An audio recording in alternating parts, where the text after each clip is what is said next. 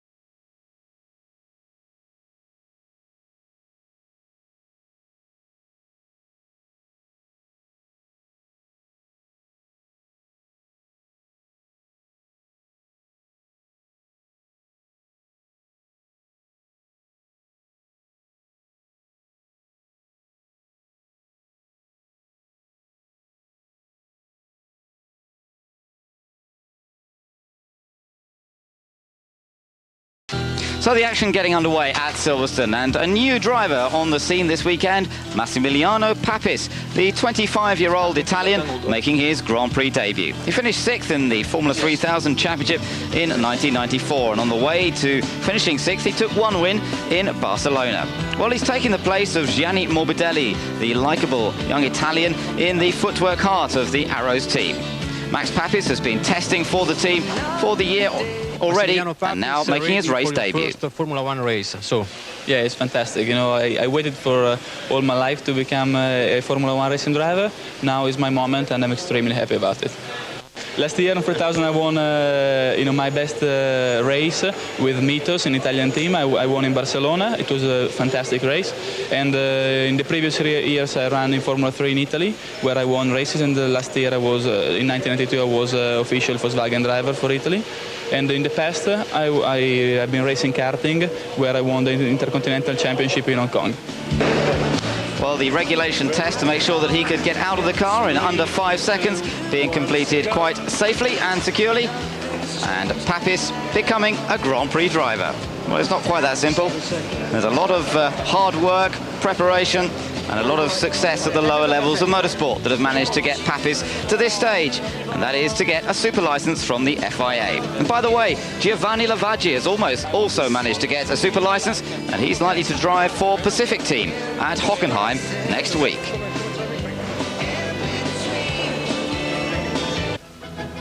And so to the battle in qualifying between Damon Hill and Michael Schumacher. Well, Schumacher started off the weekend in fine style by setting the fastest time in the morning free practice session on Friday. But come the qualifying itself, and once more a superb effort from Damon Hill to take the fastest time. One spin from Schumacher, not helping things, but he managed a quick run towards the end, but not enough to beat Hill. Very good start, yes, but as I've often said, Friday is fairly meaningless, but it's very good for morale, and it shows we're there, we're in with a shout, and we've got a good platform to work from. But the important thing is Sunday, and so we're very mindful of that. I think that today was a good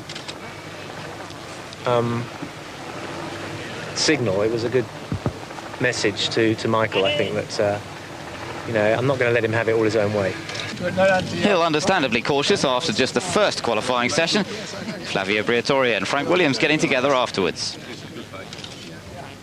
The check I send you. I send you the check. So Flavio, big battle, but this time, okay, we know it's only Friday. Yeah, it's only Friday, and no, it's okay. It's good. It's good for everybody, you know. More interesting for tomorrow. It's a very good race. I hope Sunday is a very good battle between us and Williams. This is what everybody expects, and I'm very happy to say that. 'Well, he's not quite that simple. There's a lot of hard work, preparation, and a lot of success at the lower levels of motorsport that have managed to get Papis to this stage, and that is to get a super license from the FIA. And by the way, Giovanni Lavaggi has also managed to get a super license, and he's likely to drive for Pacific Team at Hockenheim next week. Well, So Michael Schumacher having to settle for second best on the Friday, not totally happy with the car.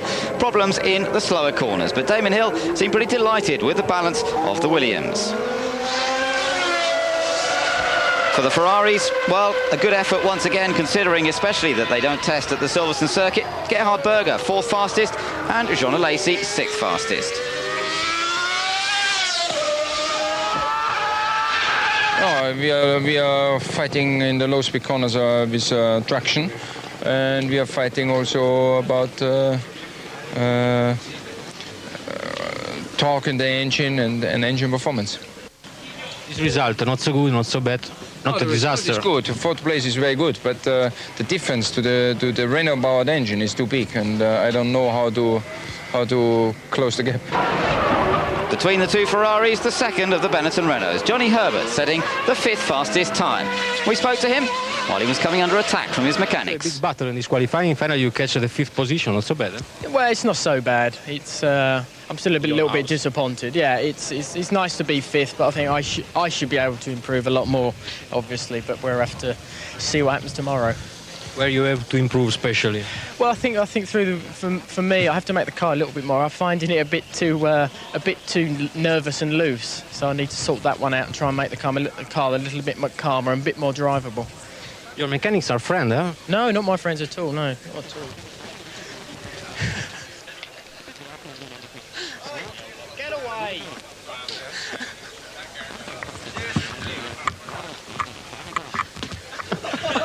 Great shot.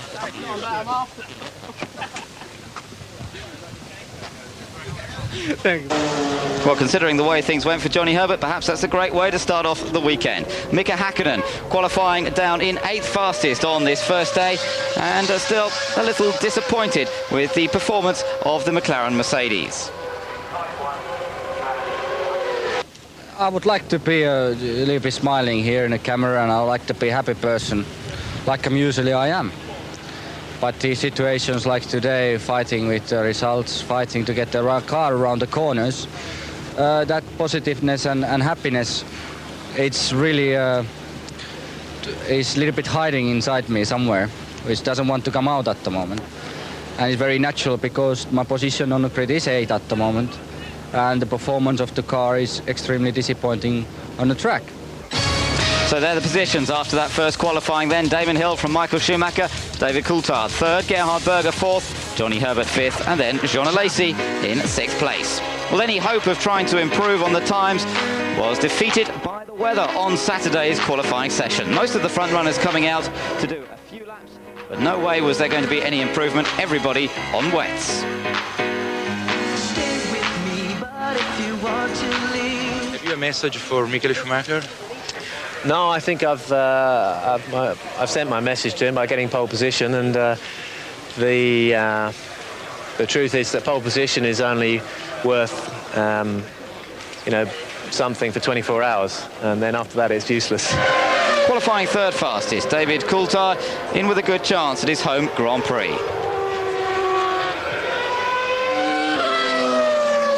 Yeah, the home Grand Prix is important because, of course, you want to do well in front of your home crowd, and of course it's important for me especially because I want to be on the top of the podium. In the dry yesterday I had some small problems which we didn't get a chance today to check whether that was better or not, so we just really need to wait until tomorrow and find out. You are looking in the sky and hoping for? Dry weather, it's much better for everyone. Well, indeed, a lot better for everybody, and Johnny Herbert, one of the victims of that wet second qualifying session, the car snapping away from him very quickly through Copse, giving him virtually no chance, and going off into the tyre barrier on the outside. So it went left, but it was just it was a pity that it was wet this afternoon because nobody could improve on time, so it was a bit disappointed. The war between Johnny Herbert and his mechanics continuing throughout the weekend. Meanwhile, Rubens Barrichello finding himself down in 9th position on the grid after qualifying there on the Friday, a little behind teammate Eddie Irvine, 7th fastest. A bit of a pity because yesterday I got traffic on my best lap, and I couldn't really improve my time. So today the only 2 laps on the almost dry it was pretty good. The car was better, and it was a pity that it was raining because I really felt that we could be top 6 today. So no changes in that second qualifying session, and everybody taking their Friday time except for 2 drivers, Mika Salo and Andrea Montermini. Salo, who missed the weighbridge on the first qualifying session. And so let's take a look at the grid and the changes from the previous Grand Prix in France. Damon Hill, Michael Schumacher, no change, 1 and 2. David Coulthard, no change in 3rd. Gerhard Berger up 3 places in 4th. Then Johnny Herbert up 5 places. John Lacey down 2. Eddie Irvine up 4. And Mika Häkkinen, no change in 8th position. Rubens Barrichello down 4 places on Manicure. Mark Blundell up 3. Martin Brundle down 2. And no change for Heinz-Harald Frentzen. Olivier Panis down 7 on his home circuit at Manicure. Ukio Katayama up 5. Pierluigi Martini up 5. And Jean-Christophe Bouillon up 1 position. Max Papis, the new boy, alongside him Luca Badoa down 1 place. Taki Inoue down 1 place. And Pedro Diniz up 3 places. Bertrand Gachot up 1 place, Roberto Moreno up 2, Mika Salo with his problems down 9, and Andrea Montermini. Welcome back to Formula 1 Grand Prix. Let's take another look at the start of the race. Now watch Jean Lacey on the 3rd row of the grid.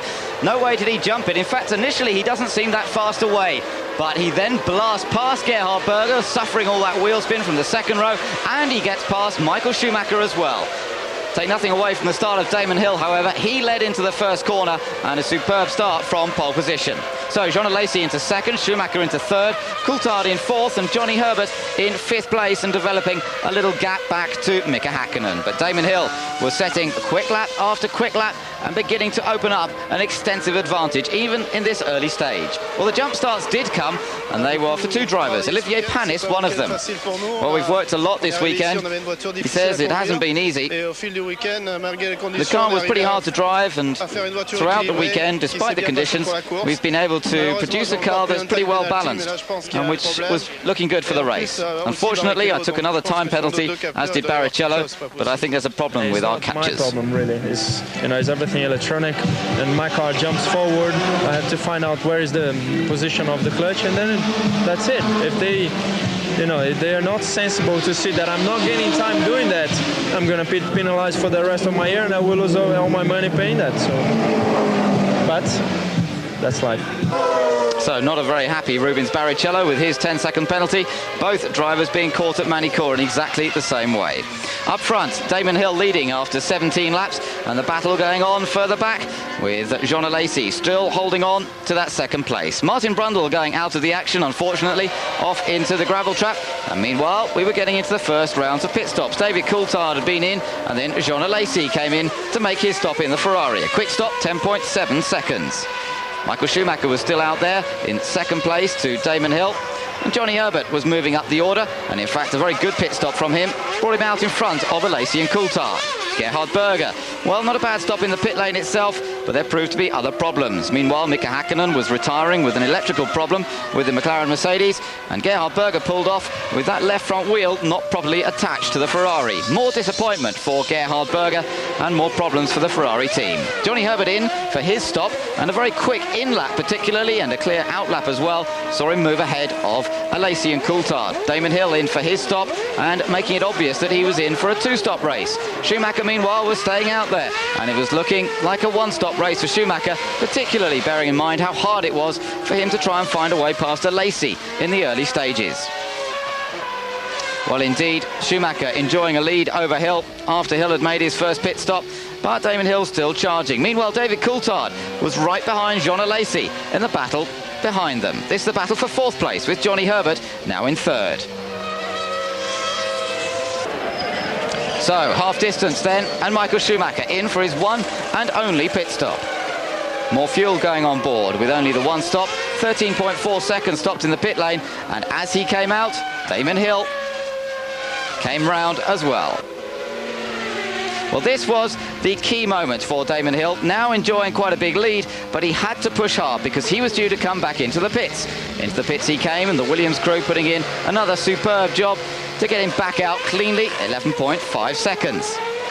And this is where they both came together on the circuit. In terms of position, Damon Hill running in second to Michael Schumacher, but closing up behind him very quickly indeed. And then the incident that everyone's still talking about. Hill trying to take the lead from Schumacher through the Priory corner. Contact between the two cars and both ending up in the gravel trap. We spoke to Damon afterwards, after the stewards had been discussing it as well.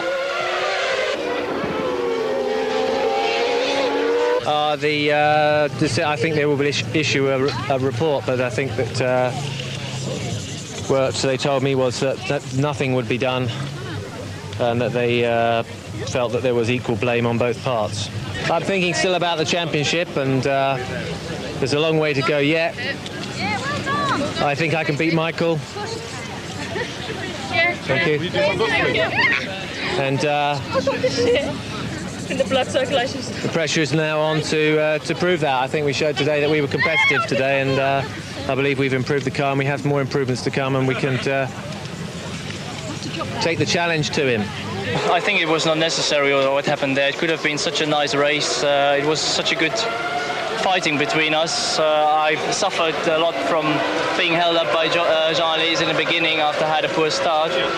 And then everything went well. We were leading. It started to rain a little bit, so the circuit got very slippery, and we tried to overtake where there was just no place. I had some problems with the brakes in the way that we had to change brakes to finish the race, but that had nothing to do with this. And so that meant the battle for the lead became one between Johnny Herbert and David Coulthard. The British Grand Prix was not yet over, and we'll see what happens. Welcome back to Formula 1 Grand Prix, and we're back to the battle for the British Grand Prix between Johnny Herbert and David Coulthard.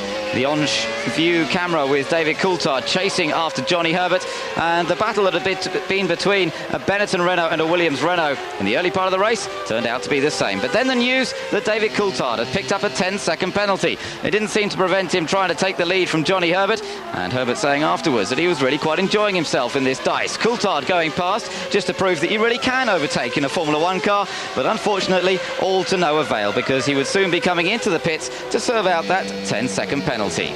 So disappointment for Coulthard, but a good performance nonetheless. Yeah, it was a difficult race because I was fine until lap 15, and then thank you. And then when I came in for my pit stop, because I was being held up with Jean and Michael, I had an electrical failure, so my gearbox was not working properly on the up change and the down change, and I was losing like a second and a half a lap. And then, the way things turned out, I was stuck, of course, not by going so quickly. I was stuck behind a lazy again, and then the way it worked out with Michael and Damon, I managed to get into the lead. But I had a 10-second penalty because my electrics had failed and I didn't have a speed limit button. Well, that wasn't the end of the drama. The next thing that happened, Rubens Barrichello in this accident with Mark Blundell in their battle in the top six as well. Barrichello off into the gravel trap. Mark Blundell able to finish. Brakes with me. In one, I almost hit him. On the second one, was a little bit more attent, so I went on the outside. And then he put the car against me. I back off. I took his toe. When again, he went completely quick to the left, and I had nothing to do because I didn't even brake. I was going to braking when I hit him, so felt pretty bad. Well, Mark Blundell managed to get his car across the line in 5th place with that punctured left rear. John O'Lacey, well, he picked up a very useful 2nd place and some very useful points. 6 points added to his tally. Well, the next few races, it's going to be tough, but next, of course, we're going to Hockenheim, which is a good track for our V12 engine.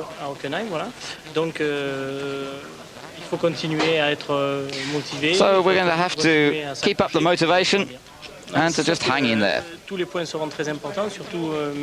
everything that's happening at the moment between Damon Hill and Michael Schumacher, what with the battle in the press and the pressure that's on between them, I think you've got to try and retain a sense of calm about it, but they're just not doing that at the moment.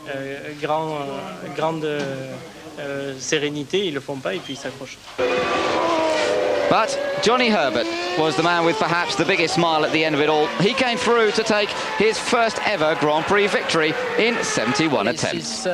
I mean, it's sunk in quite yet. It's such a surprise to me being able to sort of, win my first Grand Prix, and especially being it's at Silverstone as well. I think that's the bigger thing that's, I say, still hasn't really sunk in, because it was such a good feeling the last couple of laps of seeing all the flags waving and everything else, and they're really sort of, cheering for me to cross the line for Britain.